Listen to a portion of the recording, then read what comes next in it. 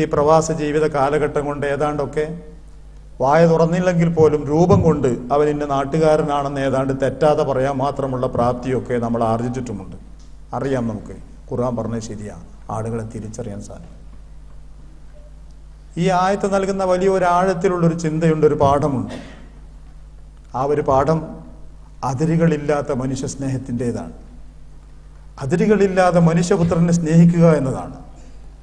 ആ മനുഷ്യൻ ജീവിക്കുന്നത് ഒരുപക്ഷെ നീ ജീവിക്കുന്ന നാടിൻ്റെ പരിധിക്കുള്ളിലായിരിക്കാം, നിന്റെ രാജ്യാതിർത്തിക്ക് അപ്പുറമായിരിക്കാം, നിന്റെ മാതൃഭാഷയല്ലായിരിക്കാം അയാളുടെ മാതൃഭാഷ, നിന്റെ ജീവിത രീതികളല്ലായിരിക്കാം അയാൾ കൊണ്ടു നടക്കുന്നത്. എങ്കിൽ പോലും ആദമിൻ്റെ പുത്രൻ, മനുഷ്യപുത്രൻ എന്ന പരിഗണന മാത്രം വെച്ചുകൊണ്ട് ആ മനുഷ്യനെ ആദരിക്കാനും സ്നേഹിക്കാനുമുള്ള വിശാലത മനുഷ്യരിൽ ഉണ്ടാവണം എന്നതാണ് ദൈവത്തിൻ്റെ നിർദ്ദേശം.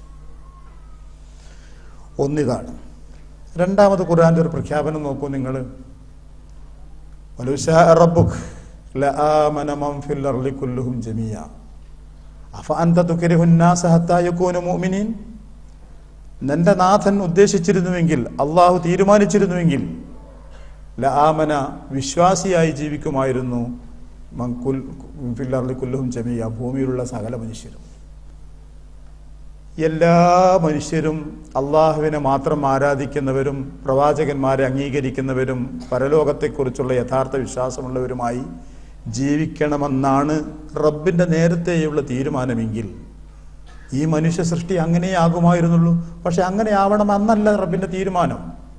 അതുകൊണ്ട് അഫഅൻത തുക്രിഹുൻ നാസ ഹത്താ യകൂനു മുഅ്മിനീൻ, നീ ജനങ്ങളെ നിർബന്ധിക്കാൻ മെനക്കെടുകയാണോ അവർ വിശ്വാസികളായി മാറാൻ വേണ്ടി? അരുത്, വേണ്ട. മറ്റൊരു വിശാലമായ മേഖലയാണ് ഈ തുറന്നു വെക്കുന്നത്.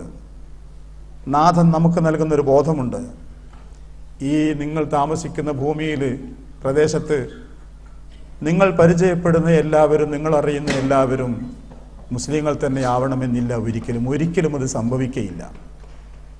മനുഷ്യരെല്ലാം ഒരേ അളവിൽ ചിന്തിക്കണമെന്നാണ് റബ്ബിൻ്റെ തീരുമാനമെങ്കിൽ ഇതിങ്ങനെ വരില്ല. പക്ഷേ റബ്ബ് അങ്ങനെ തീരുമാനിച്ചിട്ടില്ല. തിരഞ്ഞെടുക്കാനുള്ള സ്വാതന്ത്ര്യം, ശരിയും തെറ്റും കണ്ടെത്താനുള്ള മാനദണ്ഡം, അതിനുള്ള അവകാശം മനുഷ്യർക്ക് വിട്ടുകൊടുത്ത സ്ഥിതിക്ക് ഒരുത്തിന് എ എന്ന മതം ശരിയായി തോന്നാം, മറ്റൊരുത്തിന് ബി എന്ന മതം ശരിയായി തോന്നാം, ഒരുത്തിനൊരു മതവും വേണ്ടെന്ന് തോന്നാം, അതൊക്കെ ഉണ്ടാവും. പക്ഷെ അതേസമയം അതെല്ലാം അംഗീകരിച്ചുകൊണ്ട് ആരെയും ഈ മതത്തിലേക്ക് കടന്നു വരാൻ ഒരു നിലക്കുള്ള ബലാത്കാരവും നടത്താതെ അവരും ജീവിക്കട്ടെ, നിങ്ങളും ജീവിച്ചോളൂ എന്ന വിശാലത, മതത്തിൻ്റെ പേരിൽ മനുഷ്യരെ അകറ്റാത്ത വിശാലത, മതത്തിൻ്റെ പേരിൽ മനുഷ്യനോടുള്ള സഹവർത്തിത്വം വിട്ടു നിൽക്കാത്ത വിശാലത വിശുദ്ധ ഖുർആൻ ലോകത്തിൻ്റെ മുമ്പിൽ വിളംബരം ചെയ്യുന്നു, മറ്റൊരു ഗ്രന്ഥവും നൽകാത്ത വിധത്തിൽ. ഈ കൂട്ടത്തിൽ മൂന്നാമത്തെ ഒരു വചനം നിങ്ങളുടെ ശ്രദ്ധയിൽ കൊണ്ടുവരട്ടെ ഞാൻ. ലാ തകൂനു കല്ലത്തി നഖദത് ഗസ്ലഹാ മിൻ ബഅദി ഖുവ്വത്തിൻ അൻകാസ അൻ തകൂന ഉമ്മത്തുൻ യ അർബാബിൻ ഉമ്മത്തിൻ. ഇതാ നിങ്ങളെ നൂറ്റതിന് ശേഷം അതിൻ്റെ പിഴകൾ ഉടച്ചു കഴിഞ്ഞ ഒരു പെണ്ണിനെ പോലെയാവരുത് നിങ്ങൾ. നൂറ്റെടുത്ത നൂലുകൾ മുഴുവൻ വളരെ സമയം കൊണ്ട് ഇഴകൾ ഉറപ്പുള്ള നൂലുകൾ നൂറ്റെടുത്തതിന് ശേഷം പിന്നെ ഇരുന്ന ആ നൂലിൻ്റെ ഇഴകളൊക്കെ പൊട്ടിച്ച് കളയുന്ന ഒരു പെണ്ണിനെ അതുപോലെ ആയിത്തീരുന്നു നിങ്ങൾ. എന്തുകൊണ്ട്? അന്തകൂന ഉമ്മത്തുൻ ഹിയ അർബാ മിൻ ഉമ്മത്തിൻ, ഒരു സമുദായം മറ്റൊരു സമുദായത്തെക്കാൾ എണ്ണത്തിൽ കൂടുതലായി എന്ന ന്യായത്തിൻ്റെ പേരിൽ നിങ്ങൾക്കിങ്ങനെ തോന്നിക്കൂടാ എന്ന് പറയുന്നൊരു ഉപദേശമുണ്ട് ഖുർആൻ. ആശയം മനസ്സിലായില്ലേ? അത് ആ വചനത്തിൻ്റെ പൊരുളിതാണ്. വിവിധ പ്രദേശങ്ങളിൽ താമസിക്കുന്ന, വിവിധ രാജ്യങ്ങളിൽ താമസിക്കുന്ന മനുഷ്യർ തമ്മിൽ, മുസ്ലിങ്ങളല്ല അല്ലാത്തവരും മുസ്ലിങ്ങളും തമ്മിലും ആ നിബന്ധനകളൊന്നുമില്ലാതെ മനുഷ്യർ തമ്മിൽ പല ചില ബന്ധങ്ങളും ഊട്ടി ഉറപ്പിക്കും. നാളുകൾ കൊണ്ടാണ് ഈ മനുഷ്യൻ്റെ ബന്ധങ്ങൾ ഊട്ടി ഉറപ്പിക്കപ്പെടുന്നത്. ഹിന്ദുവും മുസൽമാനും തമ്മിലും, ഹിന്ദുവും ക്രിസ്ത്യാനിയും തമ്മിലും, മുസൽമാനും പാർസിയും തമ്മിലും, ഇന്ത്യക്കാരനും പാകിസ്ഥാനിയും തമ്മിലും, ഇന്ത്യക്കാരനും ചൈനക്കാരനും തമ്മിലും, വിവിധ നാട്ടിലെ ആളുകൾ തമ്മിൽ നാളുകൾ കൊണ്ട്, അവരുടെ പരിചയം കൊണ്ട്, ഉടമ്പടികൾ കൊണ്ട്, പല കാരണങ്ങൾ കൊണ്ട് മനുഷ്യ സൗഹൃദങ്ങൾ വളർന്നു വരും. ആ വളർന്നു വന്ന സൗഹൃദങ്ങൾ പൊളിക്കാൻ, പൊട്ടിച്ചെറിയാൻ, നശിപ്പിക്കാൻ അത്രയധിക സമയം വേണ്ടിവരില്ല. ഒരു ബന്ധം ഊട്ടി ഉറപ്പിക്കപ്പെടാൻ, പ്രത്യേകിച്ച് സമുദായങ്ങൾ തമ്മിലുള്ള സ്നേഹം, സ്വരച്ചേർച്ച ഐക്യമെന്ന് പറയുന്ന ഒരവസ്ഥ ഉണ്ടായിത്തീരാൻ നൂറ്റാണ്ടുകളുടെ കാലപ്പഴക്കം വേണ്ടിവരും. ആ നൂറ്റാണ്ടുകളുടെ പഴക്കം കൊണ്ട് ഉരുത്തിരിഞ്ഞു വന്ന ഒരു സാമുദായിക സൗഹൃദം ബന്ധങ്ങൾ നിമിഷങ്ങൾ കൊണ്ട് നശിപ്പിച്ചെറിയുന്ന പൊട്ടത്തരം വിഡ്ഢിത്തരം നിങ്ങളിൽ ഉണ്ടായിക്കൂടാ. കാത്തു സൂക്ഷിക്കണം ആ ബന്ധങ്ങളെ. നൂറ്റെടുത്ത നൂലുകളെ, തലമുറകൾ നൂറ്റെടുത്ത് നിങ്ങൾക്ക് കൈമാറിത്തന്ന നൂലുകളെ പിഴകളുടക്കാതെ കാത്തു സൂക്ഷിക്കേണ്ടവരാണ് നിങ്ങൾ എന്ന് നമ്മുടെ മസ്തിഷ്കത്തോട് സംസാരിക്കുന്നു ഖുർആൻ.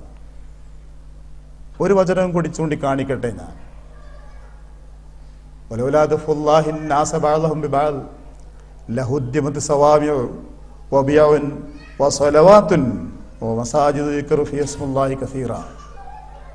ധർമ്മസമരത്തെക്കുറിച്ചാണ് സംസാരിക്കുന്നത്, ജിഹാദിനെ കുറിച്ച്. ധർമ്മം നിലനിൽക്കാൻ, ലോകത്ത് നീതി നിലനിൽക്കാൻ ചിലപ്പോൾ ആയുധങ്ങളെടുത്ത് അടരാണ്ടേണ്ടി വരും എന്ന തത്വം ഖുർആൻ പഠിപ്പിക്കുന്നു. അതിൻ്റെതായ നിബന്ധനകളോടെ, അതിൻ്റെതായ മര്യാദകളോടെ. അതിൻ്റെ ലക്ഷ്യം പറയുന്ന വചനമാണ് സൂറത്തുൽ ഹജ്ജിലെ വചനം ഇത്. എന്താ പറഞ്ഞ ന്യായമെന്നറിയോ?